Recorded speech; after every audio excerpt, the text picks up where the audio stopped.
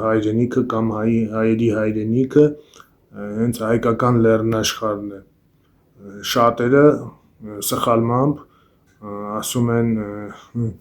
մեզի կովկասցի են ասում, բայց մենք Կովկասի չենք, Կովկասյան լեռներում ապրող բնիկ ազգերը կամ ցեղերը համարվում են կովկասյան ազգեր, իսկ հայերը համարվում են հայկական լեռնաշխարհի կամ հայկական աշխարհի բնակվող բնիկ ազգ կամ ցեղեր։ Շատ ցեղեր կան, որ նույնպես բնակվում են հայկական լեռնաշխարհում եւ նրանք էլ ինչ-որ արունակցական կապ ունեն հայ ազգի հետ կամ ծագում են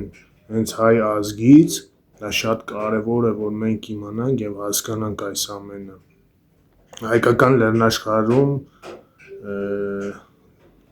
Հայկական լեռնաշխարհը աշխարհագրական այն տարածքն է, որտեղ ծագել է հազարամյակներ շարունակ ապրել, ստեղծագործել եւ իր պատմության ու մշակույթն է կերտել հայ ազգը կամ հայ ժողովուրդը։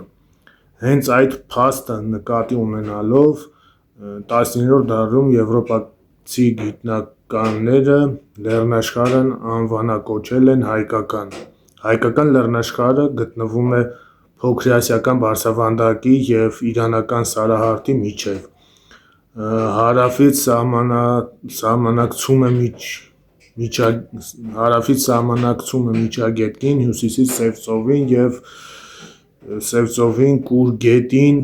ավազանին։ Հայկական լեռնաշխարհի տարածքը կազմում է շուրջ 400,000 քառակուսի կիլոմետր։